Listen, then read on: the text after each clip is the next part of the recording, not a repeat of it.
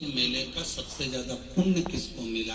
तब सब किसी न किसी का वर्णन कर रहे थे, तो प्रयागराज ने कहा सबसे ज्यादा पुण्य एक रामू मोची को प्राप्त हुआ।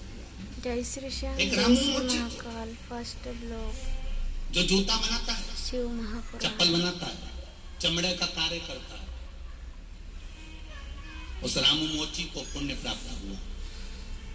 इतने में रुद्रप्रयाग ने कहा कि प्रयागराज, हमने तो नहीं देखा कि रामू मोची यहाँ स्नान करने आया, कुंभ के मेले में आया। कुंभ के मेले में रामू मोची तो आया ही नहीं, ना प्रयागराज में आया, ना रुद्रप्रयाग में आया, ना हरिद्वार में आया, ना यमुना जी के घाट पर आया, ना सरस्वती के घाट पर आया, ना मंदाकिनी के घाट पर आया, ना गोदावरी के घाट पर आया। रामू मोची तो कहीं नहाने कुंभ के समय पर गया नहीं। फिर तुम प्रयागराज कैसे कह सकते हो कि सबसे ज्यादा पुण्य रामू मोची को मिला, जूता बनाने वाले को प्राप्त हो गया?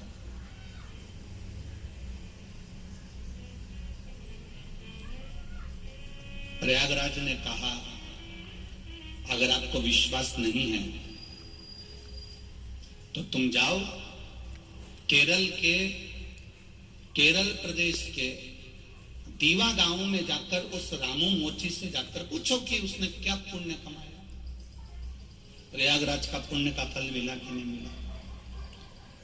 इतने में आपस में संत ने उन तीर्थों की बात को सुना और उसकी आंख खुल गई। संत की आंख खुली और उसके मन में आया कि गजब की बात है, सुबह सुबह का स्वप्न है, ब्रह्म मुहूर्त का स्वप्न तो सच होता है।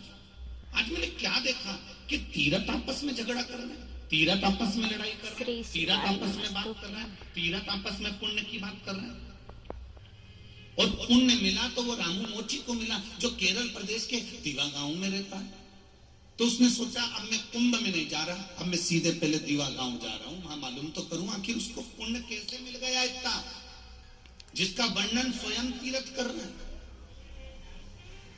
चलते चलते चलते चलते संत ने सोचा कि सुबह का स्वप्न गलत नहीं हो सकता, मैं जरा पता करूंगा केरल के प्रदेश में। केरल पहुंच गया, केरल से दीवा गांव पहुंच गया। दीवा गांव में जाकर उसने पूछा रामू मोची कहीं रहता है क्या यहाँ पर?